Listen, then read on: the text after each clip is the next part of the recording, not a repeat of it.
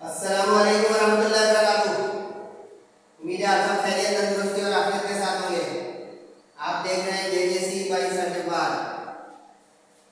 आज की class second year pre engineering और प्री मेडिकल वालों की केमिस्ट्री की न्यू बुक का नया चैप्टर और फ्रेश लेक्चर शुरू करते हैं। बिस्मिल्लाहिर्रहमानिर्रहीम। लास्ट ईयर में केमिस्ट्री की नई बुक आई थी, चैप्टर 3 ऑर्गेनिक कंपाउंड्स का चैप्टर है।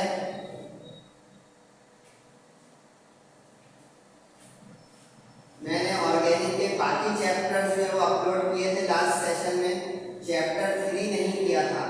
ये बिल्कुल फ्रेश लेक्चर है, बिल्कुल नई चीज़ है। साइट पे आपको जो है जेजेसी का स्टडी ग्रुप का व्हाट्सएप नंबर भी नज़र आ रहा है। जिन स्टूडेंट्स को नोट्स की पीडीएफ चाहिए और मज़ीद सब्जेक्ट्स की तैयारी चाहिए कंप्लीट, उसके भी नोट्स चाहिए, वो इस पर ऐड होने के लिए अपनी रिक्वेस्ट और अपना प्रोसीजर जान सकता है। वैसे सबको पता है कि क्या तरीका होगा इसमें ऐड होने का। चैप्टर नंबर 3 ऑर्गेनिक कंपाउंड से बेसिकली थोड़ा मुझे सुन लीजिएगा, तस्वीर खींच सकते हैं, नोट भी मंगवा सकते हैं, तवज्जो रखिएगा ताकि बेनिफिशियल रहे लेक्चर ये क्लास। ऑर्गेनिक केमिस्ट्री ये फ्रेज बहुत पुरानी नहीं है, 200 साल तकरीबन 2 सेंचुरीज बैक ये कॉन्सेप्ट स्टार्ट हुआ। बेर्ज़ेलियस वो पहला शख्स था जिसने ऑर्गेनिक केमिस्ट्री और ऑर्गेनिक कंपाउंड की फ्रेज या टर्म इंट्रोड्यूस की दुनिया में। फिर आगे चलकर वोलर, कैक्यूल, कॉल्बे, ग्रेनार्ड, इस तरह काफ़ी सारे लोग, विलियमसन, क्लीमेंसन, उन्होंने आके ऑर्गेनिक केमिस्ट्री में अपना शेयर, अपनी कंट्रीब्यूशन डाली। इस चैप्टर में बेसिकली 2 लेक्चर में मैं कवर करने की कोशिश करूंगा। ये चैप्टर बेसिकली लर्निंग चैप्टर है, इसमें इतनी अंडरस्टैंडिंग की चीज़ें नहीं हैं। जो इंटर के स्टूडेंट मुझे देख रहे हैं, इस चैप्टर में 4 मार्क्स का सेक्शन डी का क्वेश्चन और 1 मार्क का एक एमसीक्यूज क्वेश्चन कवर होगा। अब इसमें हम क्या क्या आज की क्लास में कवर करेंगे इंशाल्लाह। पहले मरहले में हम ऑर्गेनिक केमिस्ट्री, ऑर्गेनिक कंपाउंड की डेफिनेशन जो बेसिक है 9-10 के बच्चे भी जानते हैं वो देखेंगे। फिर उसके बाद हम एक वाइटल फोर्स थ्योरी और उसको डिस्कार्ड करते हुए वोलर यूरिया सिंथेसिस देखेंगे। उसके आगे हम natural sources of organic compounds, fossil remains के जरिए हासिल होने वाली चीज़ें, कोल, पेट्रोलियम, नेचुरल गैस, उस पर एक सरसरी बल्कि तफसीली नज़र डालेंगे। और एंड में इंशाल्लाह आज की क्लास में हम बायो केमिकल प्रोडक्ट्स या टोटल सिंथेसिस, पार्शियल सिंथेसिस की छोटी छोटी 2-3 डेफिनेशंस देखेंगे। तो इसको अब आप मेरे साथ करके देखें।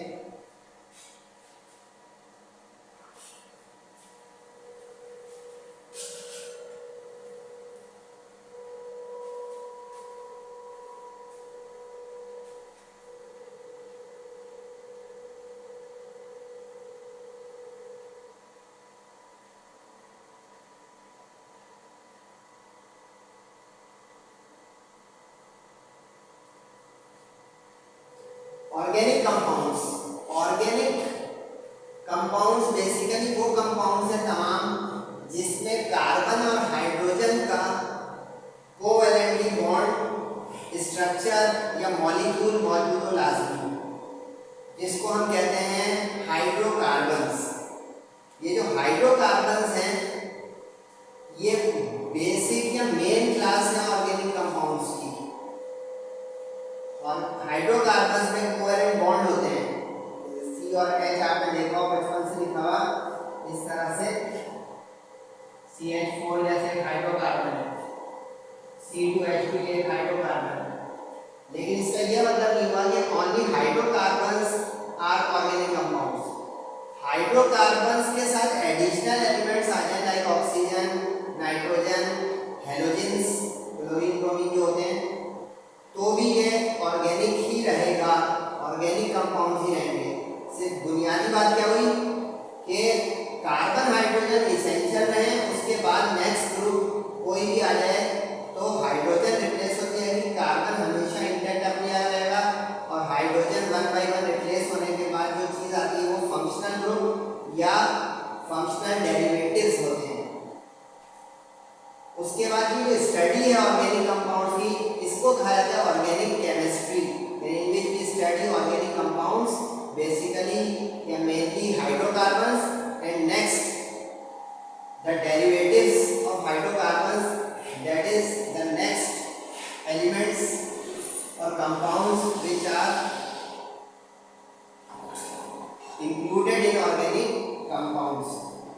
ये पहला शख्स बर्जीलियस था, मैंने अपने प्रोमो में ही बताया, जिसने पहली मर्तबा ऑर्गेनिक का लफ्ज इस्तेमाल किया तकरीबन 200 साल पहले। एक्सेप्शन या बुलेट वगैरह आपको यहाँ पे नजर आए तो इसका मतलब होगा ये एमसीक्यूज के लिए आप देख सकते हैं, या इजाफी तौर पर होगा उसको आप देख सकते हैं। अब इसमें जो है एक चीज याद रखिएगा कि कार्बन देखकर आप ये नहीं कह सकते कि ये ऑर्गेनिक है। प्रॉपर्टीज और कैरेक्टरिस्टिक्स भी ऑर्गेनिक कंपाउंड्स वाली होनी चाहिए। वो इंशाल्लाह सेकंड लेक्चर में इस चैप्टर का होगा, उसमें आएगा कि ऑर्गेनिक कंपाउंड्स की बेसिक जनरल कैरेक्टरिस्टिक्स क्या होती हैं। क्योंकि एक स्टूडेंट ऐसा हो सकता है जो सिर्फ कार्बन के हर मौजूदगी को देख के कहते हैं कि ऑर्गेनिक है। नो सॉरी, जैसा देखा सोडियम बाइकार्बोनेट या आपने पढ़ा होगा इनऑर्गेनिक केमिस्ट्री में, ये क्यों नहीं है ऑर्गेनिक कंपाउंड? इसलिए कि इसकी प्रॉपर्टीज जो है वो ऑर्गेनिक वाली नहीं है, जबकि इसमें हाइड्रोजन और कार्बन है। मुख्तसर ये कि जो कार्बोनेट्स होते हैं, बाइकार्बोनेट्स होते हैं, मेटल्स की स्टडी होती है, वो ऑर्गेनिक केमिस्ट्री से एक्सक्लूडेड होती है। उसमें इन एलिमेंट्स के होने के बावजूद, यानी कार्बन हाइड्रोजन होने के बावजूद, हम उसको इनऑर्गेनिक में शुमार करते हैं। अब वाइटल फोर्स थ्योरी नेक्स्ट जो हमारे यहाँ, अच्छा यहाँ से अब छोटे छोटे क्वेश्चन ये 2-2 मार्क्स वाले एग्जाम के लिए जो पढ़ रहे हैं, और इसी आज के लेक्चर में 4 मार्क्स का भी एक सवाल कवर हो जाएगा जो सोर्सेज ऑफ ऑर्गेनिक कंपाउंड्स का है। अब वाइटल फोर्स थ्योरी क्या है? नाम से ये वाइटल, वाइटल मींस लाइफ, मतलब क्या होगा आपको? जिंदगी। बर्जीलियस ने पेश की थी थ्योरी, और उसने एक अजीबोगरीब बात की थी, लेकिन उस जमाने के लिहाज से सही थी, आगे चल के गलत हुई, कि life that is living beings or living organisms can only synthesize organic compounds। आसान लफ्ज़ों में ये होगा कि ऑर्गेनिक कंपाउंड सिर्फ जानदारों के जरिए हासिल हो सकते हैं, जानदारों के जिस्म के अंदर जो है पैदा हो सकते हैं, और अगर जानदार नहीं है तो ऑर्गेनिक कंपाउंड्स नहीं सिंथेसाइज हो सकते आर्टिफिशियली। लेकिन आगे चलकर तकरीबन 20 साल के बाद 1808 में आसपास इससे पेश की थी, 1828 में रोलर एक जर्मन केमिस्ट था, उसने इस थ्योरी को डिस्कार्ड कर दिया किस बुनियाद पर कि उसने आर्टिफिशियली दुनिया वालों को बनाकर दिखा दिया एक ऑर्गेनिक कंपाउंड इनऑर्गेनिक मटेरियल से, जिससे एक रेवोल्यूशन आ गया ऑर्गेनिक केमिस्ट्री की दुनिया में। और आगे चल के फिर कई बेतहाशा ऑर्गेनिक कंपाउंड बनते चले गए, जिसमें कोल्बे ने सिट्रिक एसिड बना दिया, ग्रिग्नार्ड ने एसिटिक एसिड बना दिया, फर्मेंटेशन से अल्कोहल बनने लग गया, बहुत सारी चीज़ें फिर बनती चली गई जो आर्टिफिशियल थी, लेकिन बनती हैं वो इससे इनऑर्गेनिक मटेरियल से लेबोरेटरी में या कहीं और, जो कि वाइटल फोर्स थ्योरी के खिलाफ है। क्योंकि उसने कहा था कि बन ही नहीं सकती लैब वगैरह में आर्टिफिशियली ऑर्गेनिक कंपाउंड या ऑर्गेनिक सब्सटेंसेस। अब आपके सामने आ गया कि किस तरह ये फेल हुई और क्यों फेल हुई। क्योंकि उसने जो दिखा दो, उसके बरखिलाफ करके देखा क्या तो फेल हो गई। अब उसके बरखिलाफ क्या, उसने कहा था कि आर्टिफिशियल तरीके से बन नहीं सकते ऑर्गेनिक कंपाउंड्स, लेकिन वोलर ने आर्टिफिशियल तरीके से लेबोरेटरी में बना के दिखा दिया एक ऑर्गेनिक कंपाउंड जिसका नाम था यूरिया। अगर आज भी आप ये गाँव देहात वगैरह में जाए देखें तो जो एनिमल्स एक्सक्रीट होते हैं उसके जरिए सिर्फ हम समझते हैं कि ये उसके एक्सक्रीट प्रोडक्ट से ये यूरिया हासिल हो सकता है, जिसको आज के दौर में केमिकल फर्टिलाइजर्स कहते हैं, जो आर्टिफिशियल तरीके से इंडस्ट्रीज वगैरह में बनता है।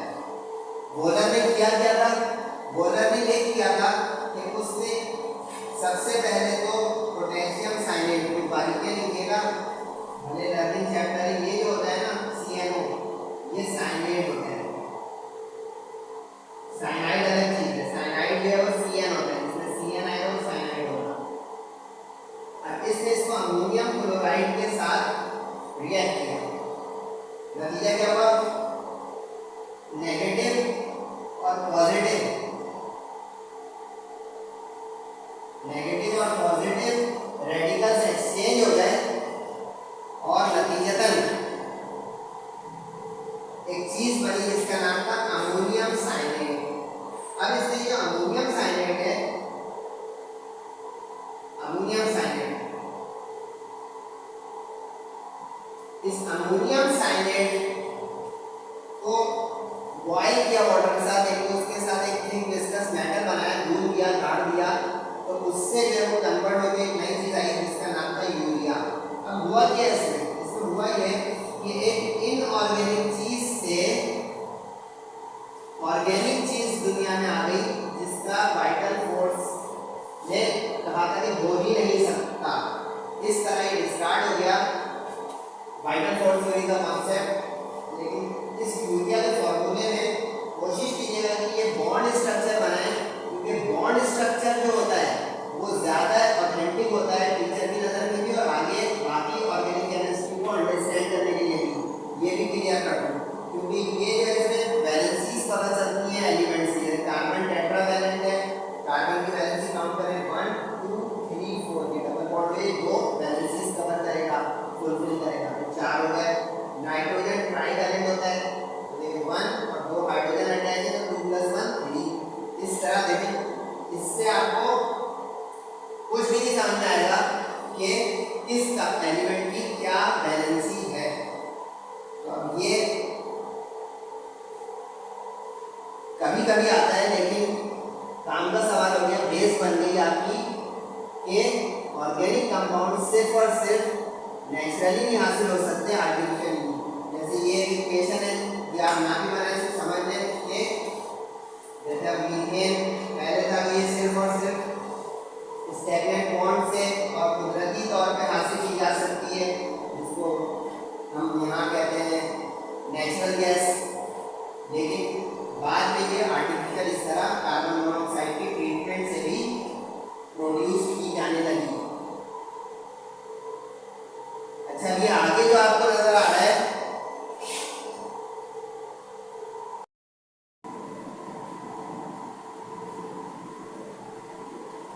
अब ये जो सवाल है ये 4 मार्क्स का सेक्शन बी में आ सकता है। इसमें क्या पढ़ेंगे, सोर्सेज। सोर्सेज का मतलब होता है जराए,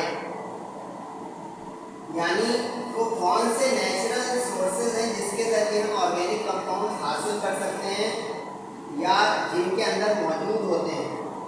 अब बेसिकली ये फॉसिल रिमेन्स, फॉसिल रिमेन्स का मतलब होता है जो buried under the earth surface, या जो रेमिनेंट्स होते हैं, बाकियात होती हैं, ज़मीन के अंदर गल मिल जाती हैं, जैसे दरख्त हो गए, पौधे हो गए, जानवर हो गए, इस तरह की जो चीज़ें डाई डाउन होकर ज़मीन में गल मिल जाती हैं, तो ओवर द एजेस, मिलेनिया, हज़ारों साल में, सैकड़ों साल में, hundred of years, even thousand of years, उसमें वो कन्वर्ट हो जाती है, ट्रांसफॉर्म हो जाती हैं कोल में, पेट्रोलियम में, नेचुरल गैस में। और नतीजा ये होता है कि फिर वो इंसान हासिल करता है कोल जो है कोल माइन से, कोयले की काइनेस पेट्रोलियम वेल से तेल के कुएं सुने होंगे। नेचुरल गैस के जो रिजर्वायर है वहाँ से। अब ये जो फॉसिल का लफ्ज है आमतौर पे वही बचा कुचा मादा रिमेन्स जो जमीन में चला जाता है डाई डाउन होने की वजह से मुख्तलिफ स्पीशीज के, उसको कहते हैं फॉसिल रिमेन्स। अब वो तीन कौन से जराए हैं जिससे हम ये हासिल कर सकते हैं? अब वो एक कोल है, पेट्रोलियम है और नेचुरल गैस है। अब कोल क्या है? ऐसे जो बोर्ड है टैली के, वैसे आप अगर अलग से PDF नोट्स मंगा लें तो सारी जानी छूट जाएगी। यहाँ पे मैं आपको समझाने पर तवज्जो दे रहा हूँ तो आप वो सुन भी लें, बाकी आपकी मर्जी है कि आप तस्वीर खींच रहे हैं, स्नैप ले रहे हैं। कोल जो है जिसको हम कोयला कहते हैं आम जिंदगी में, वो ज़मीन में जो दरख्त होते हैं, जंगलात होते हैं जो काट दिए जाएँ या ज़मीन के अंदर सॉइल के साथ टेम्परेचर और प्रेशर के साथ डीके करके बरी होकर दफन होकर अपनी शक्ल बदलने सर्दियों में या सालों में वो बन जाता है कोयला। यानी कि प्लांट्स का डीके रिमेन या रेमिनेंट है, दरख्तों का या जंगलात का या जो पौधे हैं दरख्त हैं उनका। अब इसमें 4 तरह के आपको कोल मिलेंगे जिंदगी में। इसका दारोमदार होता है कि टेम्परेचर प्रेशर दिया जाए और वो कार्बोनाइजेशन का एक प्रोसेस होता है, इससे आर्टिफिशियल भी होता है, कुदरती है कि वक्त के साथ साथ नरम से सख्त होता चला जाता है लोहा कोयला यानी कोल। तो नरम से सख्त इस तरह होता है कि जिसमें हाई टेम्परेचर प्रेशर आता है तो जो सॉफ्ट है यानी वो फर्स्ट फॉर्म है और जो हार्डेस्ट है वो लास्ट है एंथ्रासाइट। और ये बेसिकली टेम्परेचर और प्रेशर की वजह से होता है कि ये अपनी शक्ल बदलता है और सख्त से सख्त होता चला जाता है। और नंबर 2 इसमें एक और चीज़ भी हो जाती है उसके साथ, जो सबसे नरम कोल होगा वो सबसे कम कार्बन की कंपोजिशन परसेंटेज रखेगा और जो सबसे हार्ड होगा उसमें सबसे ज़्यादा कार्बन कंपोनेंट्स यानी उसकी परसेंटेज होगी। यानी वो समझते हैं वहाँ तक जा जाते हैं प्योर कार्बन जैसा कोयला हो जाएगा और यहाँ पे निस्बतन पार्शियल कार्बन कंपोनेंट रखने वाला कोयला होगा। आगे इसका एक चार्ट आएगा वो आप देखेंगे तो आपको मेरी बात समझ में आ जाएगी इंशाल्लाह कि सर ने क्या बोला। ये अब अगर आप इसको देखें गौर से तो देखिए पीट सबसे पहले नंबर बन रहे और डायग्राम बनाने के लिए समझने के लिए पीट जो सॉफ्ट कॉल है सबसे शुरू के अंदर वो देखिए 45 to 60 है कम इसमें कार्बन। लिग्नाइट जो अगली नेक्स्ट फॉर्म है जो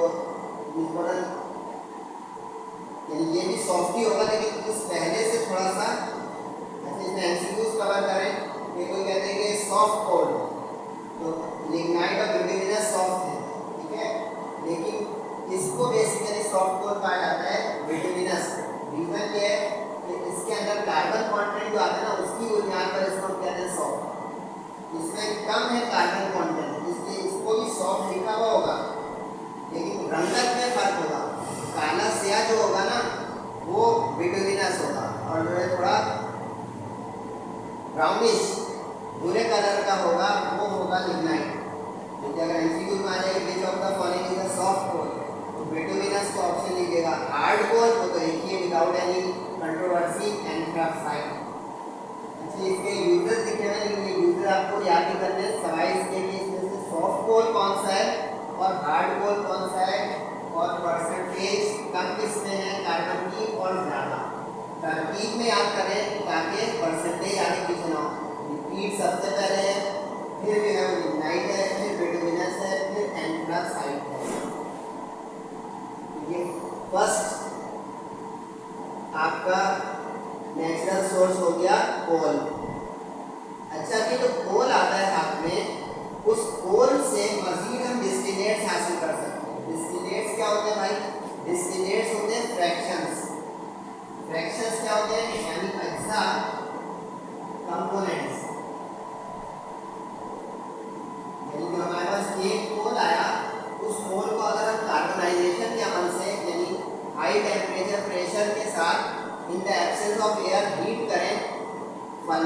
होते हैं, टावर्स होते हैं उसके अंदर, तो ये अपनी 4 कंपोनेंट्स में, अपने 4 डिस्टिलेट्स में, फ्रैक्शंस में डिवाइड हो जाते हैं विद द टेम्परेचर चेंज। यानी टेम्परेचर जो रेंज आती है, बॉइलिंग रेंज आती है, उसकी बुनियाद पे ये डिस्टिलेट्स बदलते जाते हैं।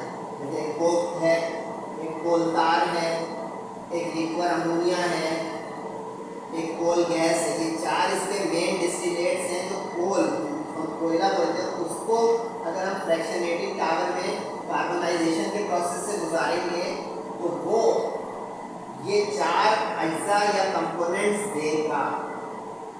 ये डिस्ट्रक्टिव डिस्टिलेशन, इसको डिस्ट्रक्टिव इसलिए कहते हैं कि इनिशियल सब्सटेंस जो डिस्ट्रॉय हो जाता है, लेकिन new useful products, new useful components हाथ में आ जाते हैं, यानी हासिल हो जाते हैं, उनका प्रोडक्शन होती है। अच्छा, इसमें टेम्परेचर ये जो है ना, ये जो मैंने अपनी ज़बानी बताई हुई है, यानी 800 डिग्री तक गर्म करेंगे तो पहला डिस्टिलेट आ जाएगा, उसके आगे 500-600 तक दूसरा, 900 तक में तमाम डिस्टिलेट्स आ जाएंगे। इससे ये पता चला कि 400 से बिलो कोई डिस्टिलेट आना शुरू नहीं होगा और 900 के बाद सिर्फ टेम्परेचर और बल्स आया होगा, मजीद कोई डिस्टिलेट होगा नहीं, यानी कंपोनेंट उस कोल का।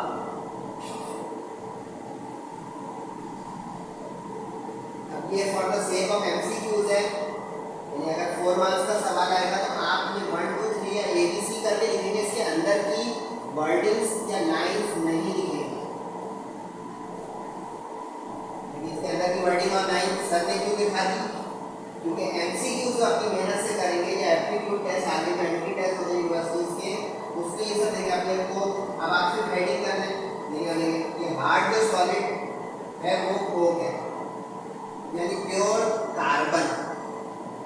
वो मीन्स प्योर कार्बन, ठीक है, 99% यानी कार्बन ही कार्बन, वो कोयला जो कार्बन ही कार्बन है। जैसे कोलतार जो सड़क बनती है वो ब्लैकिश थिक मास होता है, वो कोलतार जिसको आम जिंदगी में कार्बोल बोलते थे। लेकिन इसके अंदर बहुत सारे प्रोडक्ट्स हैं, बेंजीन है, ज़ाइलिन है। ये चैप्टर 5, 7 इन सब में आता रहेगा, उसको हमें तफसील में बेंजीन की शक्ल कैसे होती है, इसका काम क्या है, ज़ाइलिन, फिनॉल, टोरीन, ये सारे ऑर्गेनिक कंपाउंड हैं और ये सब के सब बेंजीन फैमिली के जो रिंग स्ट्रक्चर में होते हैं। जैसे ये बताया कोलतार जो है, इसमें रिंग स्ट्रक्चर यानी रिंग कंपाउंड, ऑर्गेनिक कंपाउंड्स की सारी फैमिली होगी। ये एमसीक्यूज बन सकती है, इसको अंडरलाइन कर लें कि अगर 100 किलोग्राम फॉर एग्जाम्पल आपके पास कोलतार है तो इससे नियरली 1 to 2 किलोग्राम बेंजीन हासिल होगा। इससे ये पता चला बेंजीन का सोर्स है कोलतार, यानी इसके एसेंस जो समझ लें, जैसे आप कोई एप्पल का जूस निकालते हैं, कितना 5 किलो 10 किलो में उसको कितना निकलता है, समझ रहे हैं? तो इसी तरह अगर 100 किलो कितना होता है, काफ़ी होता है कोलतार ना, तो उसमें से 1 से 2 किलो बेंजीन, यानी ये बेंजीन जो है मोबाइल लिक्विड है, इसका एसेंस निकल के आएगा जो बेंजीन होगा। एमसीक्यूज के लिए बातें इसको हाईलाइट करें, वरना जो लोग मेरी बात सुन रहे हैं वो समझ भी रहे हैं निकालना। दूसरे जो 2 रह गए, 4 कंपोनेंट बोले थे ना, ये 2 और हैं। कोल गैस यानी गैसियस फॉर्म में होगी, और अमोनिकल लिक्विड ये भी गैसियस लिक्विड जैसा मैटर होगा जिसके अंदर। अच्छा, एक चीज़ बताऊँ, ये जब डिस्टिलेट बनते हैं ना तो आखिरी जो होगा बिल्कुल ये समझे रेजिडुअल प्रोडक्ट होगी, जिछट या इजाफी, जिसका काम इतना नहीं होता जिंदगी में, ये यहाँ तक कोल गैस तक काम में आएगा। बाकी आखिरी जो है ये अमोनिकल लिक्विड, ये एक रेजिडुअल प्रोडक्ट है जो इस बात का सबूत होता है कि इसके बाद अब कोई डिस्टिलेट नहीं आएगा, यानी आखिरी फ्रैक्शन। इसका मशहूर ज़माना पेट्रोलियम।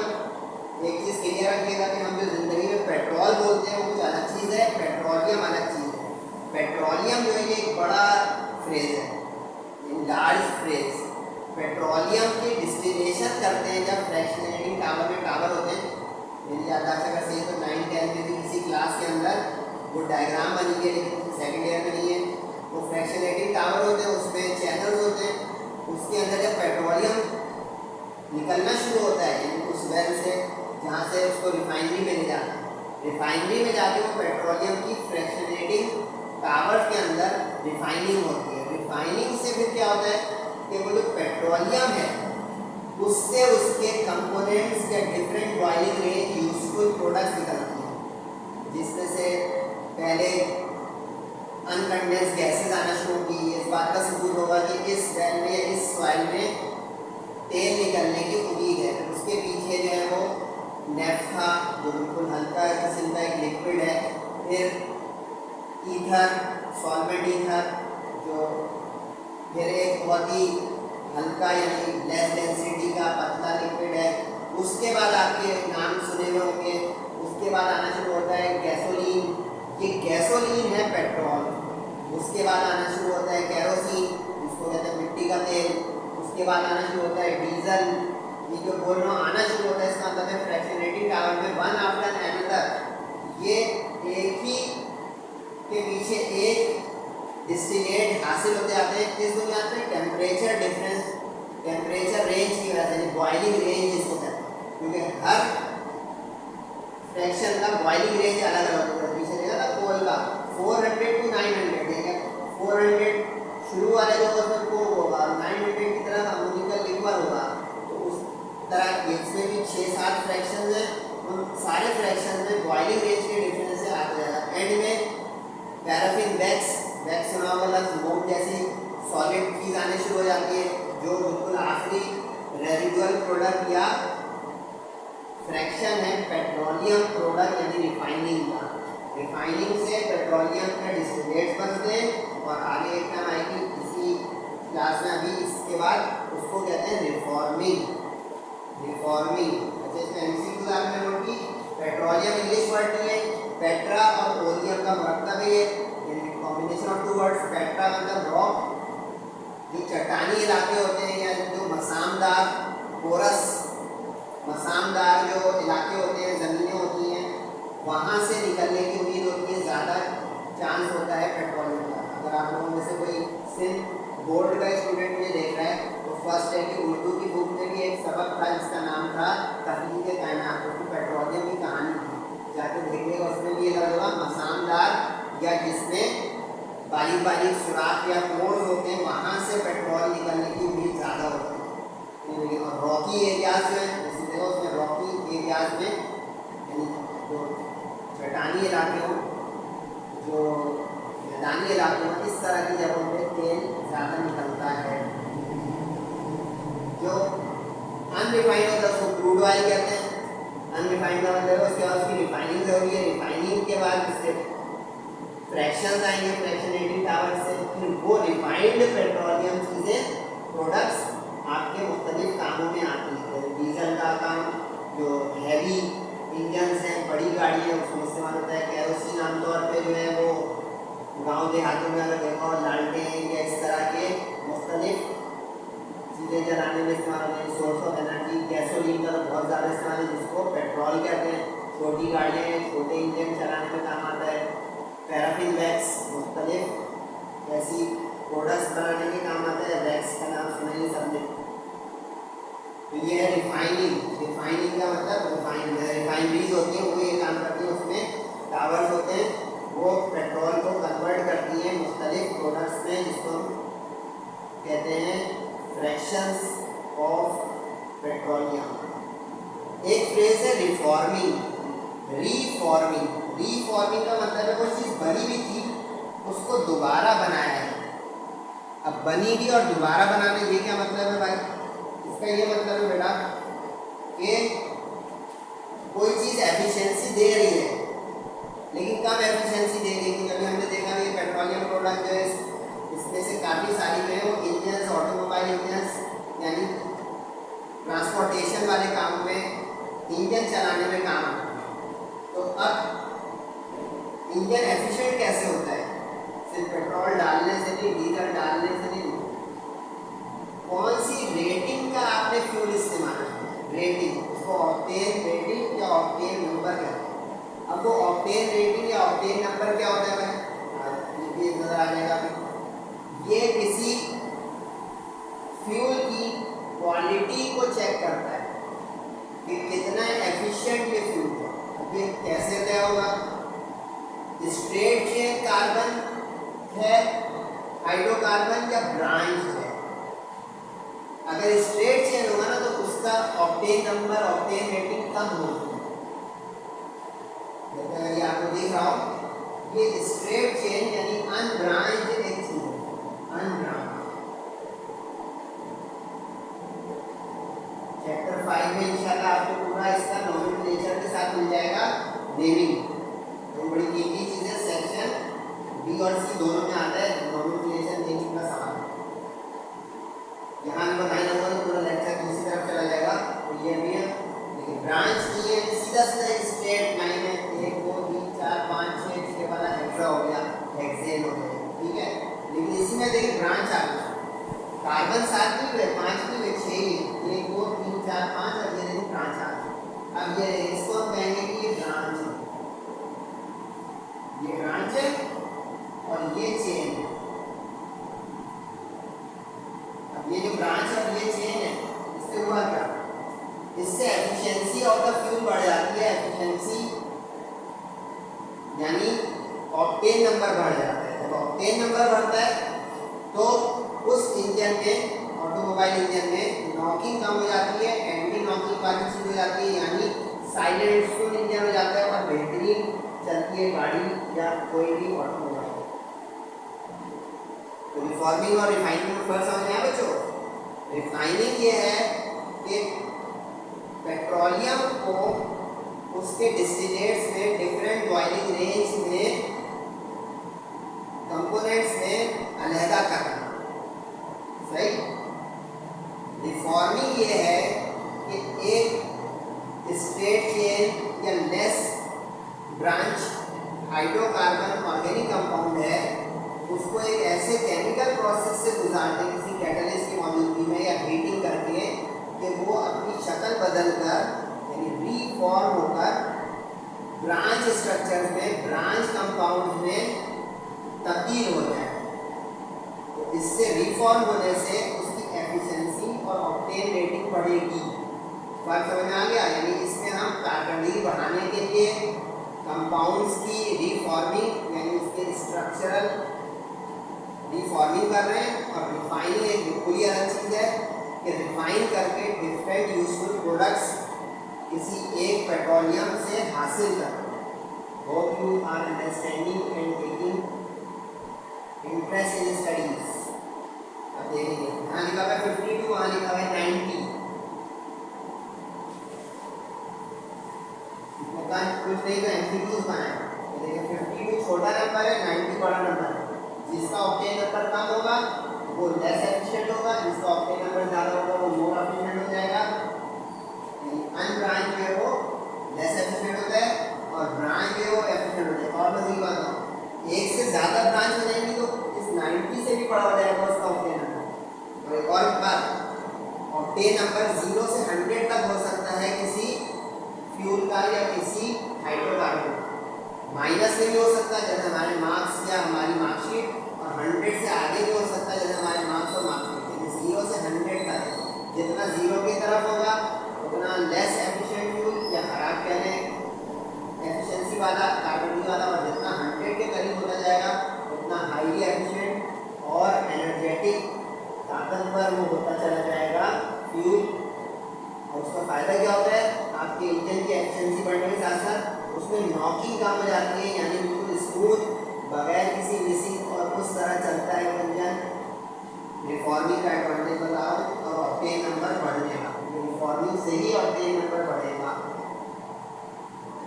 अच्छा यहाँ पे भी एक आगे एमसीक्यूज है। मासी में टेट्राइथाइल लेड को इस्तेमाल किया जाता था ऐसे इंजन के फ्यूल्स में, इंजन में जहाँ पे नॉकिंग होती है, यानी कि वो एक शार्प मेटालिक साउंड होती है वो आने लग जाती है, इंजन के अंदर से आवाज़ आने लग जाती है, या घबराहट आने लग जाती है, या वाइब्रेशन आने लगती है, अभी आपने कहा वाइब्रेशन आने लग जाएगी या मिसिंग करने लग जाएगी। तो वो टेट्राइथाइल लेड के जरिए उसको एंटी नॉक करते थे, यानी काम डाउन या हल्का करते थे। लेकिन बाद में तहकीक से पता चला कि इसमें जो लेड है, पीबी प्लम लेड, ये पॉइजनस या टॉक्सिक है, क्योंकि इंजन के जो साइलेंसर से होते हुए जो हमारा एग्जॉस्ट से निकलेगा धुआं, वो पॉल्यूट कर देगा टॉक्सिक अंदाज में हमारी एटमॉस्फेयर और फूड चेन सारी खराब होने का खतरा। तो आगे चल के फिर इस तेल पे पाबंदी लगी दुनिया के ममालिक में और इससे बेहतर एंटी नॉकिंग एजेंट्स अब दुनिया में मार्केट है। लेकिन ये पता हो कि तो सिलेबस का हिस्सा है। टेट्रा 4 वाले को कहते हैं, इथाइल C2H5 को कहते हैं, और PB लेड हो गया तो tetra ethyl lead, tetra ethyl lead. TEL इसकी एब्रीविएशन है। ये एक एंटी नॉकिंग एजेंट है लेकिन टॉक्सिक और ऐसे होने की वजह से इसको अब तब्दील कर दिया जा रहा है दूसरी चीज़ों से। अच्छा, ये एक और एग्जाम्पल है उसी रिफॉर्मिंग और ऑक्टेन नंबर के सिलसिले में। तो ये स्ट्रेट चेन है 6 7 8 वाला ऑक्टेन हो गया। एन का मतलब नॉर्मल होता है, मैंने बोला तफसील इसकी चैप्टर 4 5 में इंशाल्लाह आप लेक्चर में देखिएगा। तो एन मतलब नॉर्मल, नॉर्मल का मतलब विदाउट एनी ब्रांच। और आगे देखा इसमें 3 ब्रांच आते हैं, ये ब्रांच ये ब्रांच ये ब्रांच, ये है चेन, ये चेन हो गई। और ये ब्रांच 1 ब्रांच 2 ब्रांच 3।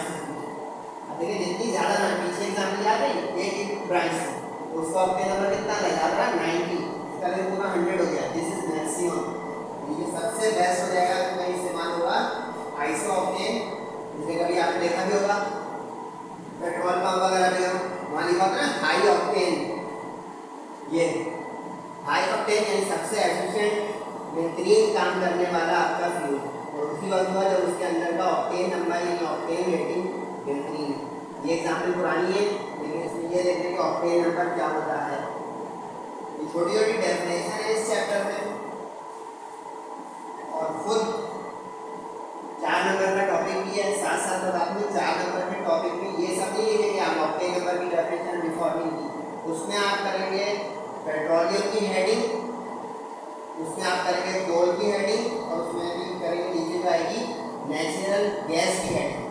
ये दरमियान में है उस टॉपिक से लिंक चीजें हैं लेकिन साइड टॉपिक्स हैं, 4 मार्क्स के अंदर नहीं लिखेंगे। इसलिए क्या है कि देखिए वो सब आप अगर व्हाट्सएप ग्रुप ज्वाइन कर लेना तो उसमें आपको सैम्पल क्वेश्चंस और इस तरह की क्वेरीज पे भी बात होगी कि सर किस सवाल पे कितना लिखना है और किस सवाल की क्या रिक्वायरमेंट है। क्योंकि देखिए क्लास में अभी लेक्चर डिलीवर करते वक्त सारी बात नहीं बता सकता, तो मशवरा अभी भी खाने के अगर आप जेजेसी का स्टडी ग्रुप ज्वाइन करें तो बहुत मज़ीद आपको इंशाल्लाह बेनिफिट मिल सकता है regarding your studies and second year as well as future. Choice is yours to join और नॉट।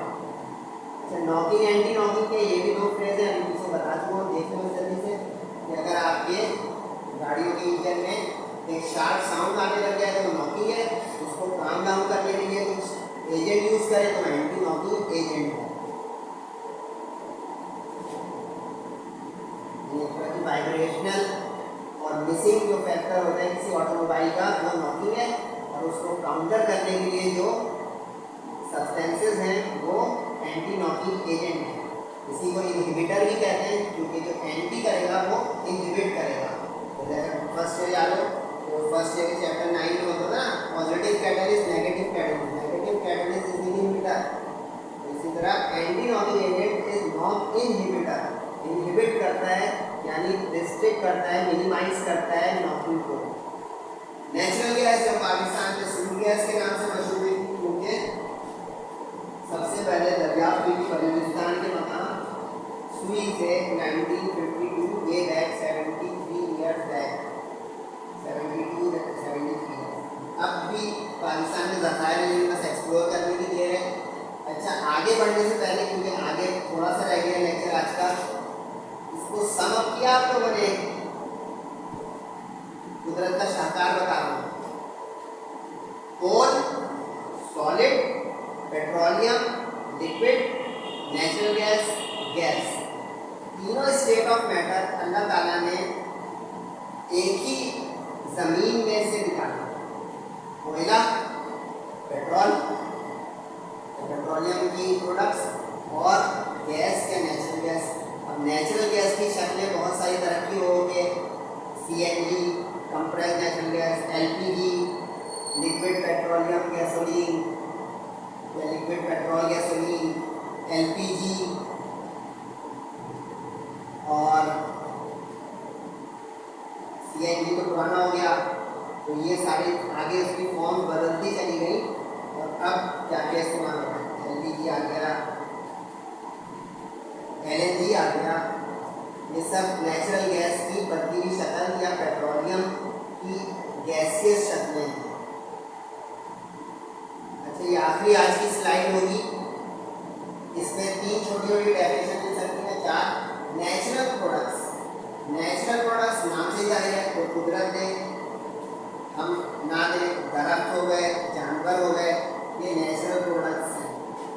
अब ये जो नेचुरल प्रोडक्ट्स होती है ना, इनके अंदर भी कुछ ऐसे जो है वो यूजफुल इंग्रेडिएंट्स होते हैं जो हमारे काम आते हैं। जैसे कि नीचे लिखा हुआ है बहुत कुछ पढ़ रहे हैं अगर आप, मेटाबॉलिक प्रोसेस होता है, उसमें एक्सक्रीशंस होती हैं, उसके बाद जो है चीज़ें हासिल होती हैं। अब इसमें मेडिसिनल प्रोडक्ट्स हासिल हो जाए, जो दवाओं वगैरह में इस्तेमाल हो, कॉस्मेटिक्स, जो ब्यूटिशियन वगैरह इस्तेमाल करें, ब्यूटी में आ जाए, न्यूट्रिशनल खाने पीने में और अपने डेली डाइट में इस्तेमाल हो जाए। अब इसकी एग्जाम्पल में बता रहा हूँ, ग्लूकोज, सेलुलोज, इंसुलिन, यानी ये दरख्तों से या जानवरों से हासिल हो रहा है, इंसान भी बनाने लग गया है आर्टिफिशियल तरीके से, तो ये नेचुरल प्रोडक्ट। अब इसके अंदर आपको मिलेगा टोटल सिंथेसिस, पार्शियल सिंथेसिस और बायोटेक्नोलॉजी। टोटल सिंथेसिस और पार्शियल सिंथेसिस जो इम्पोर्टेंट वाला टॉपिक है 2 नंबर वाले, जैसे मैंने आपको पीछे पेट्रोल और गैस वाला, कोल वाला बताया। अब पार्शियल सिंथेसिस क्या है, टोटल सिंथेसिस क्या है? सिंथेसिस होती है फॉर्मेशन, सिंथेसिस होती है प्रोडक्शन, किसी चीज़ का बनाना। अब ये जो हम पार्शियल सिंथेसिस बोलते हैं, इसका ये मतलब होता है कि कोई चीज़ हम बिल्कुल शुरू से कह लें या अलिफ से ये तक नहीं बनाए, वो पार्शियल सिंथेसिस है। और एक है टोटल सिंथेसिस। टोटल सिंथेसिस ये है कि आप बिल्कुल अलिफ से यानी बिल्कुल स्टार्टिंग मटेरियल से चेन रिएक्शन करके, नंबर ऑफ स्टेप्स करके फाइनल प्रोडक्ट तक पहुँचे, यानी रॉ मटेरियल से लेकर फाइनल प्रोडक्ट तक पहुँचे। इसको आसान लफ्ज़ों में समझते हैं कि जो पार्शियल सिंथेसिस होती है उसमें नंबर ऑफ स्टेप्स कम होंगे किसी प्रोडक्ट तक पहुँचने के लिए, और जो टोटल सिंथेसिस होगी उसमें number of steps, intermediate steps हो सकते हैं फाइनल प्रोडक्ट तक पहुंचने के लिए। इसको एक आसान तरीके से बता दूँ, फर्स्ट ईयर आप लोगों ने की है माशाल्लाह। फर्स्ट ईयर में अगर आपने देखा कुछ रिएक्शन ऐसे होते हैं जो 2 स्टेप में हो जाते हैं, जिसको हम बाई मॉलिक्यूलर कहते हैं, चैप्टर नंबर 9 में लगाया होगा काइनेटिक्स। इसी तरह कुछ रिएक्शन जो 3 स्टेप में भी होते हैं, कुछ होते हैं जो 1 स्टेप में अकम्प्लिश हो जाते हैं। तो ये जो चीज़ें हैं, अगर पीछे अगर आपने देखा हो गौर कराओ कि प्लेटिनम लिखा हुआ था एक एरो के ऊपर, हीट लिखा हुआ था, तो ये रिफॉर्मिंग के लिए प्लेटिनम नहीं लाएंगे यूजफुल यानी सुटेबल कैटलिस्ट, तो वो कन्वर्जन नहीं होगी। तो इसी तरह के टोटल सिंथेसिस और पार्शियल सिंथेसिस में भी है कि हम स्टार्टिंग मटेरियल क्या ले रहे हैं और उसके हमें फाइनल प्रोडक्ट क्या बनाना है। Partial synthesis starting with a partially synthesised intermediate, वो बोला था वही हुआ, यानी कुछ हमारे पास बना हुआ है उससे फाइनल तक जाना। तो मैंने अपने आप फाइनल बोला कि अलिफ से ये तक नहीं आना, समझे, दरमियानी तक कुछ बना हुआ है, यानी रॉ मटेरियल नहीं है, आगे कुछ इंटरमीडिएट प्रोडक्ट है, वहाँ से हमें फाइनल प्रोडक्ट है। ये तो पार्शियल सिंथेसिस हुई। लेकिन इसके बाद टोटल सिंथेसिस नाम से फ्रॉम सिंपल स्टार्टिंग मटेरियल, इसमें स्टार्टिंग मटेरियल से स्टार्ट करेंगे और पहुंचेंगे फाइनल प्रोडक्ट तक, और इसमें हमें ऑलरेडी अ पार्ट इस सिंथेसाइज्ड, वहां से आगे प्रोसीड करना। बेसिकली इसमें फर्क हुआ नंबर ऑफ स्टेप्स का केमिकल रिएक्शन थे और लेंथ ऑफ रिएक्शन या consumption of time and money का। बायोटेक्नोलॉजी, जो लोग आपको से इंजीनियरिंग करना चाहते हैं और किसी भी यूनिवर्सिटी में बायोटेक्नोलॉजी, बायोमेडिकल, MBBS से हटती है, ये मेडिकल वाले जो देख रहे हैं, बायोटेक्नोलॉजी वो चीज़ होती है जिसमें हम बायोलॉजिकल साइंस के जरिए, बायोलॉजिकल साइंस के जरिए यानी इंजीनियर्ड बायोलॉजी प्रोसेस के जरिए फाइनल यूजफुल वैल्यूएबल प्रोडक्ट्स तक पहुंचते हैं, यानी इंजीनियरिंग करके टेक्नोलॉजी इस्तेमाल करते हुए बायोलॉजी का पढ़ना या बायोलॉजी की फाइनल प्रोडक्ट देना, ये है बायोटेक्नोलॉजी। जो बायोमेडिकल होता है वो अलग चीज़ है, ये बायोटेक्नोलॉजी है। ये आखिरी मंत्र है आज का, ये मत भूलिएगा। इसी में सारी बात है कि अगर आप सेकेंड ईयर पढ़ना शुरू कर चुके हैं, most welcome to join this JNC study group. Products of biotechnology में क्या क्या है भाई? सेल एंजाइम है, डीएनए है। लेकिन इसका मतलब क्या? ये बनाएंगे नहीं, डीएनए हम नहीं बनाएंगे, डीएनए है उससे कुछ ऐसे निकाले के अज्जा जो आगे इस्तेमाल में आए, जिससे हम कुछ